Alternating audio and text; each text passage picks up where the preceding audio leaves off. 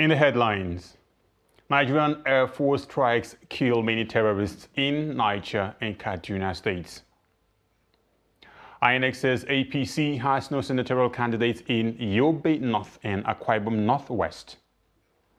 And DLEA uncovers 442 parcels of crystal meth hidden in smoked fish. And the foreign scene, Ecuador declares a state of emergency in Guayaquil after deadly blast. Hello and welcome to Trust TV News Update. This hour, I am Nten Ekman.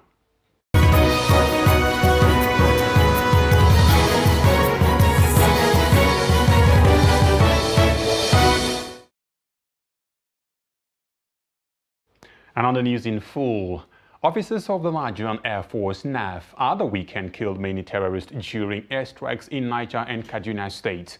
NAF spokesman Air Commodore Edward Gabwe disclosed this to reporters in Abuja on Sunday. He said NAF aircraft struck terrorist gathering at Kurebe in Shiroro local government area of Niger State following intelligence report that a large number of terrorists had assembled for an important meeting hosted by a Boko Haram terrorist commander.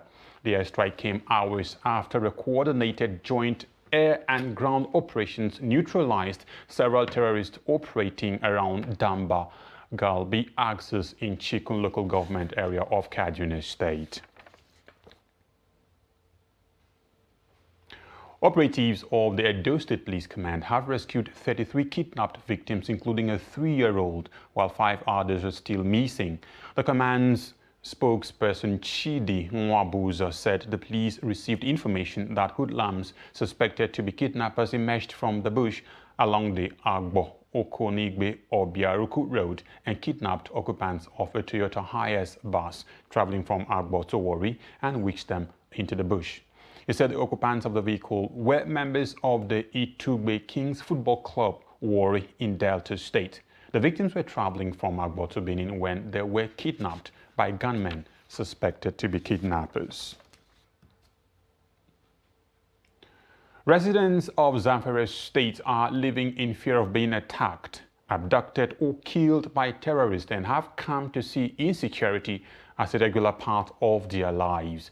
As a result of deep distrust, residents no longer extend the usual hospitality to visitors and strangers for fear that there could be terrorist informants. Silas Adamu spoke with some residents in Gusau, the state capital, and his report is here presented in our studio. Activities of bandits in Zamfara State, northwest Nigeria, have tremendously changed the way residents live their lives in the state. According to some residents, there are 2 groups of people in the state. Firstly, there are people who live under the fear that they could be attacked, kidnapped or killed, either in the houses, farmlands or roads. On the other hand, there are residents who have resigned themselves to fate that insecurity has come to be part of their lives, therefore, they have no reason to fear. The sad thing in that insecurity has created distrust among residents, so they do not share their movements with neighbors or family members because of the fear of bandits, informants who have been described as more dangerous than the bandits themselves. All the majority is still living in fear. You cannot trust anyone. Nobody will know your movement because the person close to you can be an informer. A civil society activist, Musa Aboki, said some communities have established early warning and early response as one of the security measures to protect members of their community from the suspected bandits attacked. For us that are working in the area of peace building, we have seen how the insecurity has defined the lives of our people in Zamfara State in 2 ways. One, it has to do with those who have believed that it is a natural phenomenon that has come to stay and we should be able to continue with our normal businesses. The insecurity has adversely affected the education and health sector, as teachers and health workers do not want to go to work in rural communities which are vulnerable to bandit attacks for fear that they could be attacked and be kidnapped ransom by suspected bandits. And this is not only left to teachers alone. We see a situation whereby a younger brother being been an informer to kidnap his elder brother. We see instances whereby a son contributed to the kidnapping of his father. All this as a result of inciting fear by the bandit or as a result of one factor or the other. The resident wants federal and Zamfara state government to scale up the ongoing offensive against the bandit so as to restore peace, stability, and order in the state in particular and the country in general. And still staying with security, the Inspector General of Police, Usman Baba, has ordered all commissioners of police across the 36 states of the Federation, as well as the Federal Capital Territory, Abuja, to deploy watertight security to hospitals and health workers. Baba gave the directive while reviewing the general security situation of the nation after receiving reports from commands and formations across the country. Spokesman of the police, Olumuyiwa Adejobi, who disclosed this through a statement released on Sunday, said heads of police in the state were also directed to ensure schools and other critical national infrastructures in their domains were secured. The police chief specifically ordered the commissioners of police to ensure that there were regular patrols, stop and search operations, raids and show of force by tactical commanders to clamp down on pockets of crime and criminality being recorded in some states of the Federation.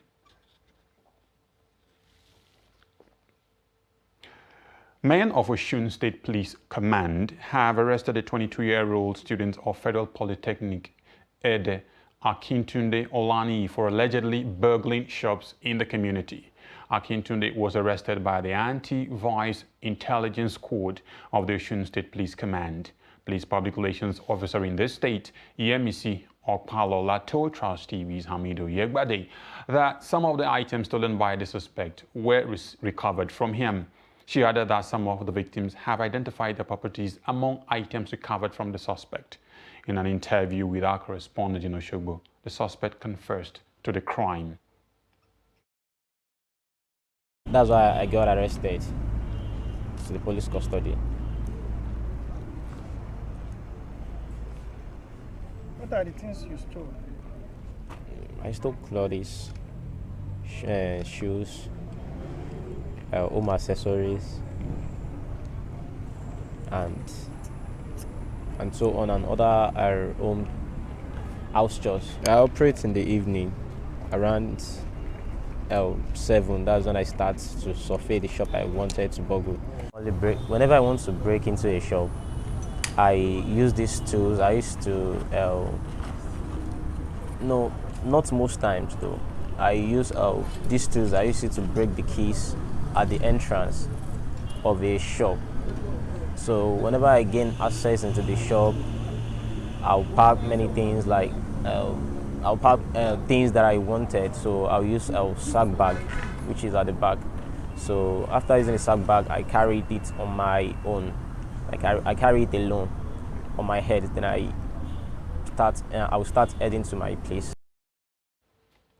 Away from security, the Independent National Electoral Commission, INEC, says the All Progressives Congress, APC, has no candidate for Yobe North and Akwa Ibom Northwest Senatorial District. INEC's National Commissioner Festus Okoye said the electoral body does not recognize any APC candidate for both senatorial zones, as the two names forwarded were not persons who emerged from a validly conducted party primary. Senate President Ahmed Lawan, who represents Yobe North, is battling to get the party's ticket after losing the APC presidential primary. On the other hand, the former Akwa Ibom Governor Godswill Akpabio, who vied for APC presidential race, is also in a tussle to get the ruling party's ticket to run for the Akwa Ibom Northwest senatorial seat.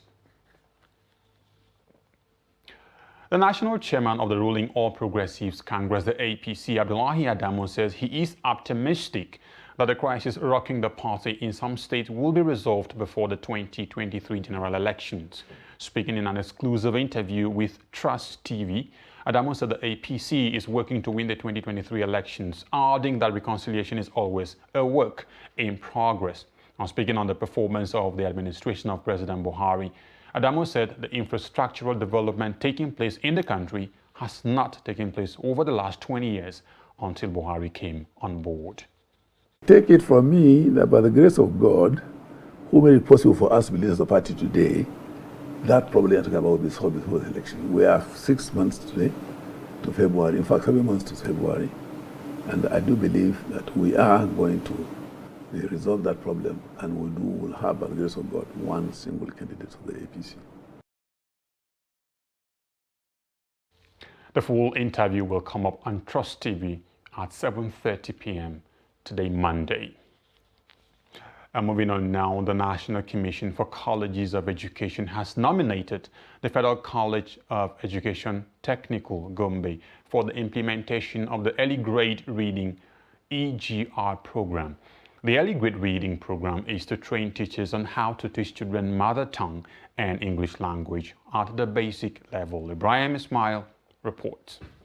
Speaking during an assessment visit to the FCET Gombe, the Executive Secretary, National Commission for Colleges of Education, Professor Paulinus Chijoke, said his team is satisfied by the level of preparedness at the FCET Gombe to kickstart the early grade reading program. Well, from what we have seen, we can see the readiness of the college to kickstart this project. We are very impressed with what we have seen, and I assure you that to go back and make our reports and send to the relevant authority in no distant time, the project will kickstart in this place, just like other ones. The Provost, Federal College of Education, Technical Gombe, Dr. Ali Adamu Boderi, assured to ensure successful implementation of the project. I want to seize this opportunity to show our appreciation to our able ES for finding us worthy to kickstart or to implement the EGR model program. In fact, I think we remain indebted to him. And I want to assure him the Federal College of Education Technical Gombe, we are ready. You have seen that we are ready to kickstart the implementation of the program. I want to assure you once again that we are going to support the program 100%. Thank you, sir.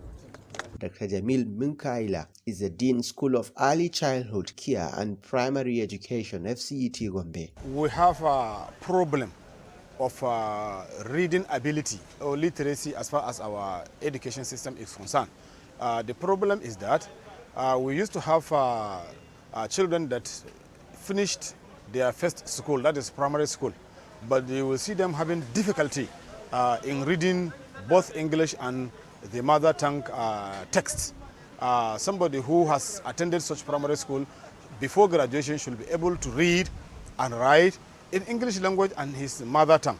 The Federal College of Education Technical Gombe is expected to start implementation of the early grade reading program in no distant future. Ibrahim Ismail reporting for Trust TV. You're watching News Update coming to you live from Trust Television. Coming up after the break, art as a means of self-reliance. To stay with us. Which kind wire you gonna need to light up your light? Oh man, the quality wire. Now which kind cable you gonna need to light up your house? Oh man, the quality cable. Coleman quality. Coleman wire. Coleman durable. Coleman cable. Coleman tank. Coleman cable for any kind of project. Come and be the come and see, come and see. Now come and be the Coleman won't light up your life. Now come and be the come and see. Now come and be the COLEMAN. Quality, quality. Durable. Now come and be the Baba.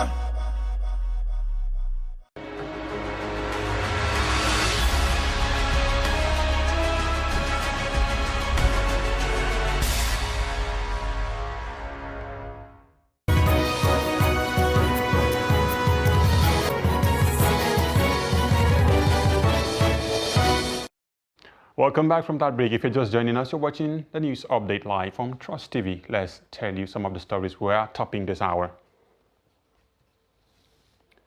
Nigerian Air Force strikes kill many terrorists in Niger and Kaduna State.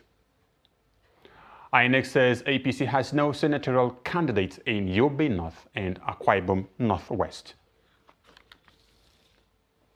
And on to more stories, Zamfara Governor Bello Muhammad has urged residents of the state to receive the COVID-19 vaccine to prevent the spread of the disease in that state. The governor made a call when he officially flagged off the Scale 3.0 accelerated COVID-19 vaccination campaign in Gusau, the state capital. The report. The flag-off of the Scale 3.0 accelerated COVID-19 vaccination campaign at the Government House Gusau is to improve on the gains of Scale 2.0 COVID-19 vaccination exercise, where 26% were fully vaccinated. Zamfara State Governor Bello Muhammad Matawalli charged traditional rulers, local government sole administrators, religious leaders, and other relevant stakeholders to mobilize residents of the state to receive the vaccine. This strategy aims to increase vaccination rate for children and COVID-19 among the general public through our research. The strategy was designed to expand public access to COVID-19 vaccines beyond conventional health facilities. It is hoped to further reduce the spread of COVID-19 virus by boosting immunity response.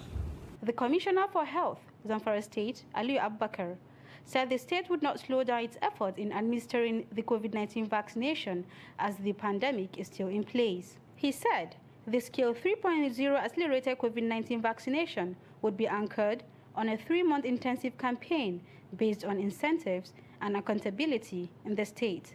Your Excellency, going by the data available, only 3 LGS have vaccination coverage of 50%. Leaving 11 LGS performing suboptimally in terms of COVID vaccination coverage.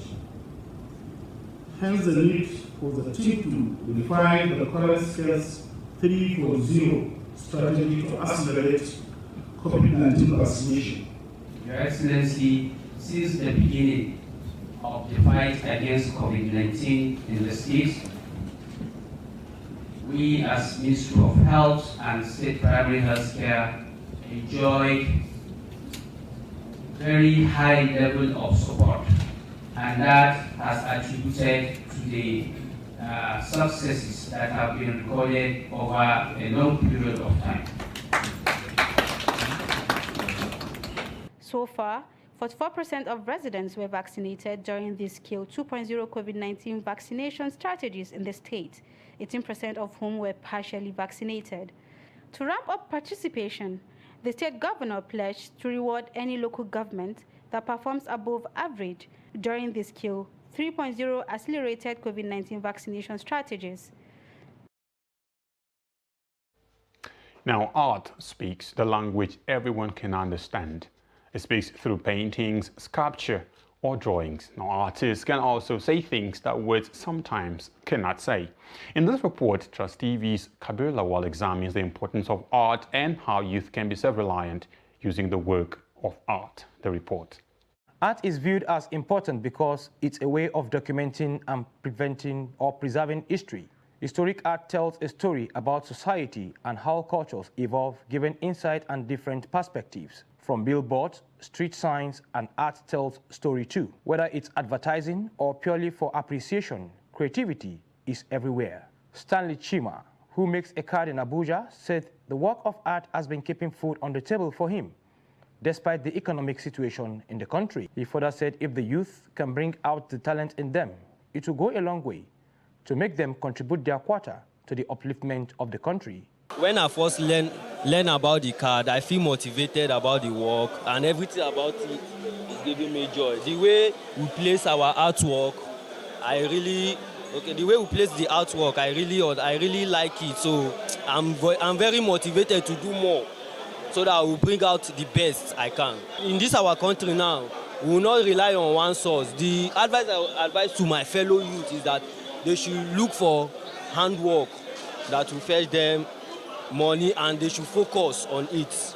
Stanley Chima also added that the art is a great way to calm yourself and decrease threat levels, calling on governments and well-to-do individuals to complement youth's effort to be more productive. The federal government should please and equip should please and encourage we the youth that are looking for work to have something to survive, because some of our youth are on the street doing some kind of things which is not common. So I will advise the government to come outside and encourage us and create job opportunity for us.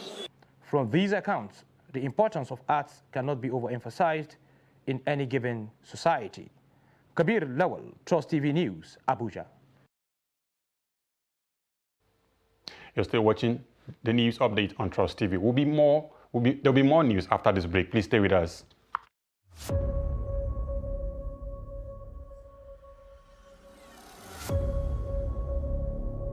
With me today is the Governor of Kano State, His Excellency Dr. Umar Abdullahi Ganduji. First of all, I have to congratulate you, the Media Trust, that has given birth to the Daily Trust. And now the Media Trust is giving another birth to Trust TV. My guest today is the Executive Governor of Plateau State, His Excellency Simon Bako Lalong. Thank you very much, and also opportunity, and I congratulate you for introducing the television because Daily Trust has always been my people. Thank you very much, Your Excellency. Thank you.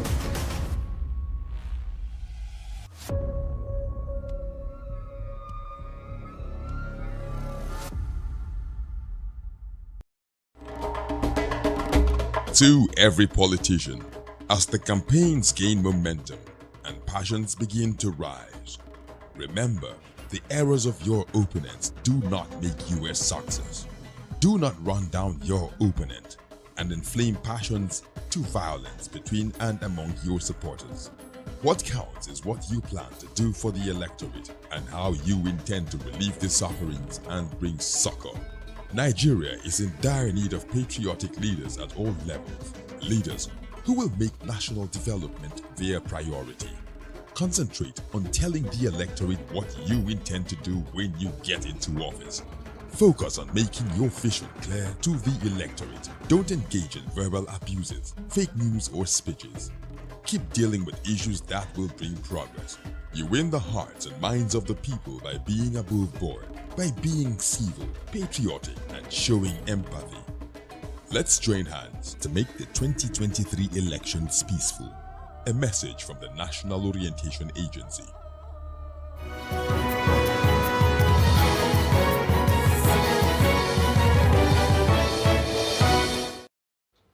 Thank you for staying tuned. And some more news now. Officers of the National Drug Law Enforcement Agency, the NDLEA, have uncovered no fewer than 442 parcels of crystal methamphetamine concealed in heads of fish. The anti-drug agency also intercepted 1.4 kg of cannabis concealed inside granulated melon and crayfish and packed among other food condiments. The report. Operatives of the National Drug Law Enforcement Agency NDLEA intercepted no fewer than 442 parcels of crystal methamphetamine concealed in heads of fish meant for export to Dubai.